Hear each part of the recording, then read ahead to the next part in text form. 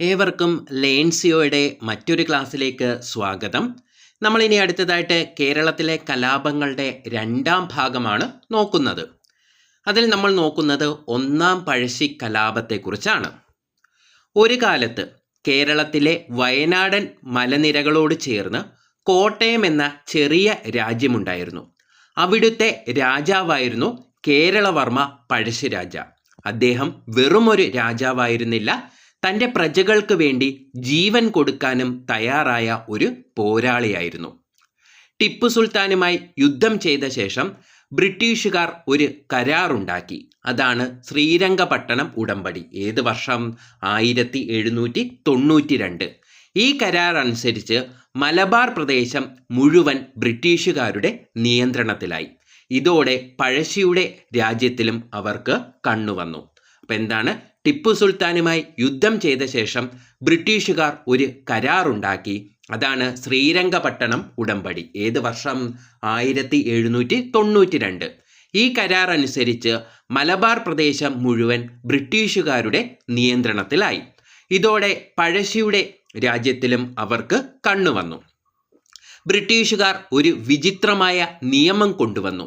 കോട്ടയം രാജ്യത്തെ നികുതി പിരിക്കാനുള്ള അവകാശം പഴശ്ശിരാജാവിന് കൊടുക്കാതെ അദ്ദേഹത്തിൻ്റെ അമ്മാവനായ കുറുമ്പ്രനാട് രാജാവിന് കൊടുത്തു. ഇതായിരുന്നു പ്രശ്നങ്ങളുടെ എല്ലാം തുടക്കം. പഴശ്ശിരാജ ഈ അനീതിയെ എതിർത്തു. കാരണം പുതിയ നിയമപ്രകാരം നികുതി പിരിച്ചപ്പോൾ പാവപ്പെട്ട കർഷകരായ ജനങ്ങൾക്ക് ഒരുപാട് പണം കൊടുക്കേണ്ടി വന്നു. ജനങ്ങളുടെ സങ്കടം കണ്ടപ്പോൾ പഴശ്ശിരാജ പ്രതികരിച്ചു. 1793 അദ്ദേഹം ബ്രിട്ടീഷുകാരുമായി ഒരു സഹായത്തിനും ഇല്ലെന്ന് പ്രഖ്യാപിച്ചു. ഇതാണ് ഒന്നാം പഴശ്ശിക്കലാപം എന്ന പേരിൽ ചരിത്രത്തിൽ അറിയപ്പെടുന്നത്. ബ്രിട്ടീഷുകാരുടെ വലിയ പടയുമായി നേരിട്ട് ഏറ്റുമുട്ടാൻ കഴിയില്ലെന്ന് രാജാവിന് അറിയാമായിരുന്നു. അതുകൊണ്ട് അദ്ദേഹം തൻ്റെ ആസ്ഥാനം കോട്ടയിൽ നിന്ന് വയനാടൻ കാടുകളിലേക്ക് മാറ്റി. അവിടെ നിന്നുകൊണ്ട് അദ്ദേഹം ഒരു പ്രത്യേക തരം യുദ്ധം ആരംഭിച്ചു. അതാണ് ഒളിപ്പോര് അല്ലെങ്കിൽ ഗറില്ല യുദ്ധം. അപ്പം പഴശ്ശിരാജ സ്വീകരിച്ച യുദ്ധമുറ എന്തായിരുന്നു? ഒളിപ്പോര് അല്ലെങ്കിൽ ഗറില്ല യുദ്ധമുറയായിരുന്നു. കാടിൻ്റെ മർമ്മം അറിയുന്ന കുറിച്യർ, കുറുമ്പർ തുടങ്ങിയ ആദിവാസി വിഭാഗക്കാരായിരുന്നു പഴശ്ശി സൈന്യത്തിൻ്റെ പ്രധാന ശക്തി. തലക്കൽ ചന്തുവായിരുന്നു അദ്ദേഹത്തിൻ്റെ ഏറ്റവും വിശ്വസ്തനായ സൈന്യാധിപൻ. ഇവർ കാടിൻ്റെ മറവിൽ ഒളിച്ചിരുന്ന് വഴിയറിയാതെ ബ്രിട്ടീഷ് സൈന്യത്തെ പതിയിരുന്ന് ആക്രമിച്ചു. ബ്രിട്ടീഷ് പട്ടാളക്കാർക്ക് കാടുകളിൽ വെള്ളവും ഭക്ഷണവും കിട്ടാതെയായി. ഈ 4 വർഷക്കാലം, അതായത് 1793 മുതൽ 1797 വരെ പഴശ്ശിരാജയുടെ ഒളിപ്പോര് ബ്രിട്ടീഷുകാർക്ക് വലിയ തലവേദനയായി. ബ്രിട്ടീഷ് സൈന്യം വയനാടൻ കാടുകളിലേക്ക് പ്രവേശിക്കാൻ ശ്രമിച്ചപ്പോഴെല്ലാം പഴശ്ശി സൈന്യം അവരെ പരാജയപ്പെടുത്തി. സൈനികർക്ക് ഭക്ഷണം എത്തിക്കുന്ന വഴികളും പണം സൂക്ഷിച്ചിരുന്ന സ്ഥലങ്ങളുമെല്ലാം പഴശ്ശിരാജയുടെ സൈന്യം തകർത്തു.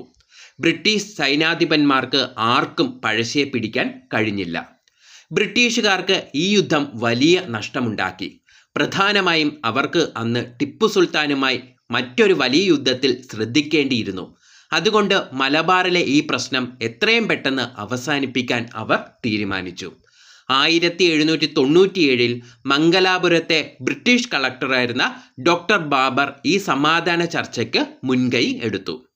ചർച്ചയ്ക്കൊടുവിൽ ഒരു ഉടമ്പടി ഉണ്ടാക്കി. പഴശ്ശി രാജാവിനെ ഒരു സ്വതന്ത്ര ഭരണാധികാരിയായി ബ്രിട്ടീഷുകാർ അംഗീകരിച്ചു.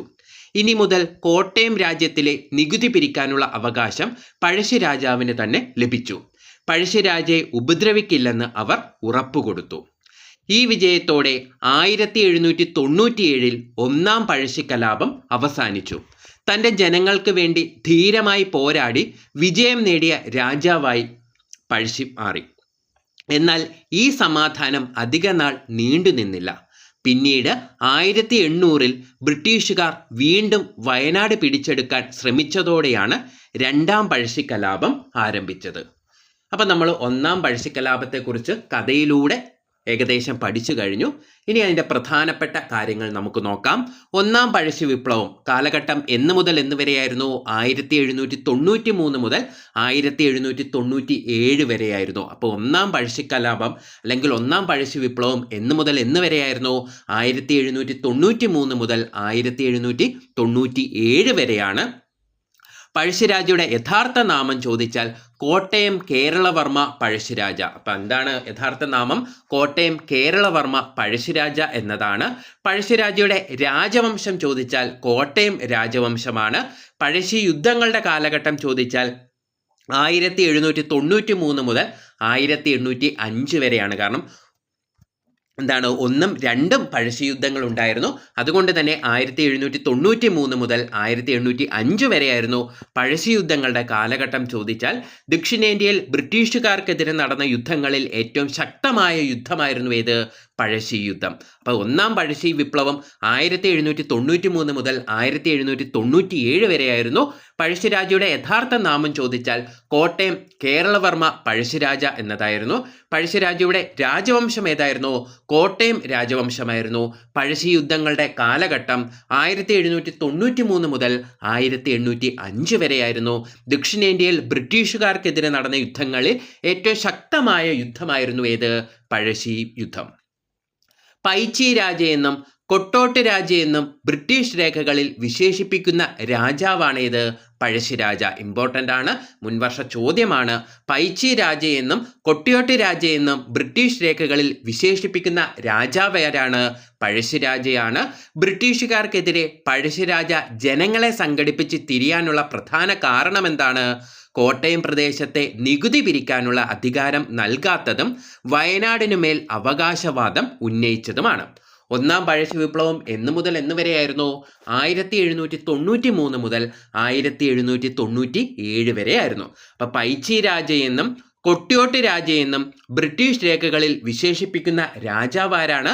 പഴശ്ശിരാജയാണ് ബ്രിട്ടീഷുകാർ ഇങ്ങനെയൊക്കെ വിശേഷിപ്പിക്കുന്നത്.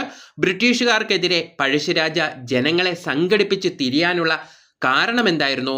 കോട്ടയം പ്രദേശത്തെ നികുതി പിരിക്കാനുള്ള അധികാരം നൽകാത്തതും വയനാടിന് മേൽ അവകാശവാദം ഉന്നയിച്ചതും. ഒന്നാം പഴശ്ശി വിപ്ലവം എന്ന് മുതൽ എന്ന് വരെയായിരുന്നു? 1793 മുതൽ 1797 വരെയായിരുന്നു. ഒന്നാം പഴശ്ശി വിപ്ലവത്തിൻ്റെ പ്രധാന കാരണം എന്തായിരുന്നു? ബ്രിട്ടീഷുകാരുടെ തെറ്റായ നികുതി പരിഷ്കാരങ്ങളായിരുന്നു. അപ്പോൾ ഒന്നാം പഴശ്ശി വിപ്ലവത്തിൻ്റെ പ്രധാന കാരണം ചോദിച്ചാൽ എന്താണ്?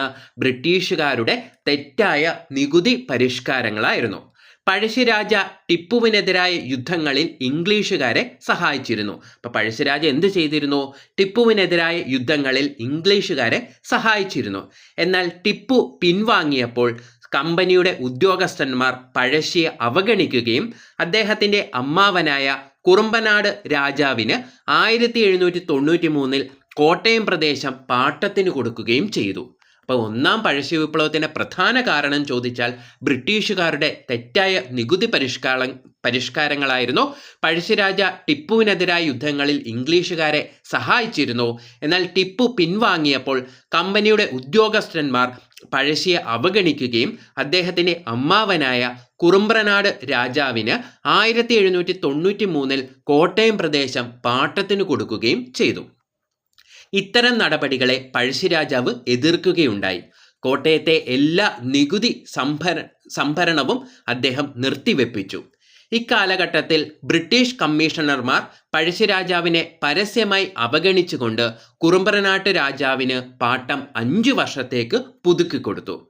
തൽഫലമായി പ്രക്ഷോഭങ്ങൾ ശക്തമാവുകയും 1795 ജൂൺ 28 പഴശ്ശിരാജാവ് എല്ലാ നികുതി പിരിവും നിർത്തിവെപ്പിച്ചുകൊണ്ട് ബ്രിട്ടീഷ് അധികാരത്തെ വെല്ലുവിളിക്കുകയും ചെയ്തു. എന്താണ്? പ്രക്ഷോഭങ്ങൾ അങ്ങനെ ശക്തമാവുകയും 1795 ജൂൺ 28 പഴശ്ശിരാജാവ് എല്ലാ നികുതി പിരിവും നിർത്തിവെപ്പിച്ചുകൊണ്ട് ബ്രിട്ടീഷ് അധികാരത്തെ വെല്ലുവിളിക്കുകയും ചെയ്തു. 1795 ഏപ്രിലിൽ ലഫ്റ്റനന്റ് ഗോർഡന്റെ കീഴിൽ ബ്രിട്ടീഷ് പട്ടാളം പഴശ്ശിയെ അദ്ദേഹത്തിൻ്റെ കൊട്ടാരത്തിൽ വെച്ച് പിടികൂടാൻ ഒരു ശ്രമം നടത്തിയിരുന്നു. എന്നാൽ പഴശ്ശി രാജാവ് കൊട്ടാരത്തിൽ നിന്ന് മാറി വയനാടൻ മലകളിലേക്ക് പിൻവാങ്ങിയിരുന്നു. ജനങ്ങളെ പഴശ്ശി രാജാവുമായി സഹകരിക്കുന്നതിൽ നിന്നും നിരോധിച്ചുകൊണ്ട് ബ്രിട്ടീഷ് കമ്മീഷണർമാർ ഒരു വിളംബരം പ്രസിദ്ധപ്പെടുത്തിയത് 1795 ഡിസംബർ 18-നാണ്. അപ്പം എന്താണ്, ജനങ്ങളെ പഴശ്ശിരാജാവുമായി സഹകരിക്കുന്നതിൽ നിന്നും നിരോധിച്ചുകൊണ്ട് ബ്രിട്ടീഷ് കമ്മീഷണർമാർ ഒരു വിളംബരം പ്രസിദ്ധപ്പെടുത്തിയത് 1795 ഡിസംബർ 18-നാണ്. എന്നാണ് 1795 ഡിസംബർ 18-നാണ്. 1797 മാർച്ചിൽ കേണൽ ഡോവിൻ്റെ നേതൃത്വത്തിൽ ഒരു ബ്രിട്ടീഷ് സൈന്യം പെരിയ ചുരം വരെ എത്തിയെങ്കിലും മാർച്ച് 9 മുതൽ തുടർച്ചയായി 3 ദിവസം നടന്ന യുദ്ധത്തിൽ സൈന്യത്തിന് പരാജയം നേരിടേണ്ടി വന്നു. അതായത് 1797 മാർച്ചിൽ കേണൽ ഡോവിൻ്റെ നേതൃത്വത്തിൽ ഒരു ബ്രിട്ടീഷ് സൈന്യം പെരിയ ചുരം വരെ എത്തിയെങ്കിലും മാർച്ച് 9 മുതൽ തുടർച്ചയായ 3 ദിവസം നടന്ന യുദ്ധത്തിൽ സൈന്യത്തിന് പരാജയം നേരിടേണ്ടി വന്നു. ലഫ്റ്റനന്റ് മിലിയുടെ നേതൃത്വത്തിൽ മറ്റൊരു വിഭാഗം കേണൽ ഡോവിൻ്റെ സഹായത്തിനുണ്ടായിരുന്നു. ജസ്റ്റ് ഒന്ന് ഓർത്ത് വെക്കുക, ഡിഗ്രി ലെവൽ പരീക്ഷകളിൽ വേണമെങ്കിൽ സ്റ്റേറ്റ്മെൻ്റ് ആയിട്ടൊക്കെ ചോദിക്കാം. 1797 മാർച്ചിൽ കേണൽ ഡോവിൻ്റെ നേതൃത്വത്തിൽ ഒരു ബ്രിട്ടീഷ് സൈന്യം പെരിയ ചുരം വരെ എത്തിയെങ്കിലും മാർച്ച് 9 മുതൽ തുടർച്ചയായി 3 ദിവസം വരെ നടന്ന യുദ്ധത്തിൽ സൈന്യത്തിന് പരാജയം നേരിടേണ്ടി വന്നു. ലഫ്റ്റനന്റ് മിലിയുടെ നേതൃത്വത്തിൽ മറ്റൊരു വിഭാഗവും കേണൽ ഡോവിൻ്റെ സഹായത്തിനുണ്ടായിരുന്നു. 1797 മാർച്ച് 18-ന് മേജർ കാമറോണിൻ്റെ കീഴിൽ പെരിയ ചുരം വഴി കടന്നു പോവുകയായിരുന്ന 1100 പേരടങ്ങുന്ന ഒരു സൈന്യത്തെ പഴശ്ശിപ്പട നിഷ്പ്രമമാക്കി. അപ്പോൾ 1797 മാർച്ച് 18-ന് മേജർ കാമറോണിൻ്റെ കീഴിൽ പെരിയ ചുരം വഴി കടന്നു പോവുകയായിരുന്ന 1100 പേരടങ്ങുന്ന ഒരു സൈന്യത്തെ പഴശ്ശിപ്പട നിഷ്പ്രമമാക്കി. ഒന്നാം പഴശ്ശി വിപ്ലവത്തിൻ്റെ പ്രധാന കേന്ദ്രമാണ് കണ്ണൂരിലെ പുരളിമല. ഇമ്പോർട്ടൻ്റ് ആണ്. ഒന്നാം പഴശ്ശി വിപ്ലവത്തിൻ്റെ പ്രധാന കേന്ദ്രം ഏതാണ്? പുരളിമലയാണ്. പുരളിമല എവിടെയാണ്? കണ്ണൂർ ജില്ലയിലാണ്. ഒന്നാം പഴശ്ശി വിപ്ലവം അവസാനിപ്പിക്കാൻ പഴശ്ശിരാജയ്ക്കും ബ്രിട്ടീഷുകാർക്കും ഇടനിലക്കാരനായി നിന്നത് ചിറക്കൽ രാജാവാണ്. അപ്പം ഒന്നാം പഴശ്ശി വിപ്ലവം അവസാനിപ്പിക്കാൻ പഴശ്ശിരാജയ്ക്കും ബ്രിട്ടീഷുകാർക്കും ഇടനിലക്കാരനായി നിന്നതാരാണ്? ചിറക്കൽ രാജാവാണ്. ബോംബെ ഗവർണറായ ജൊനാഥൻ ഡങ്കനാണ് പഴശ്ശിരാജാവുമായി സന്ധിയിലേർപ്പെട്ടത്. അപ്പോൾ ആരാണ് സന്ധിയിലേർപ്പെട്ടത്? ബോംബെ ഗവർണറായ ജൊനാഥൻ ഡങ്കനാണ് പഴശ്ശിരാജാവുമായി സന്ധിയിൽ ഏർപ്പെട്ടത്. അപ്പോൾ 1797 മാർച്ച് 18-ന് മേജർ കാമറോണിൻ്റെ കീഴിൽ പെരിയ ചുരം വഴി കടന്നു പോവുകയായിരുന്ന 1100 പേരടങ്ങിയ ഒരു സൈന്യത്തെ പഴശ്ശിപ്പട നിഷ്പ്രമമാക്കി.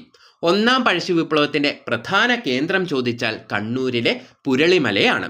ഒന്നാം പഴശ്ശി വിപ്ലവം അവസാനിപ്പിക്കാൻ പഴശ്ശിരാജയ്ക്കും ബ്രിട്ടീഷുകാർക്കും ഇടനിലക്കാരനായി നിന്നത് ചിറക്കൽ രാജാവാണ്. ബോംബെ ഗവർണറായ ജൊനാഥൻ ഡങ്കനാണ് പഴശ്ശിരാജയുമായി സന്ധിയിൽ ഏർപ്പെട്ടത്.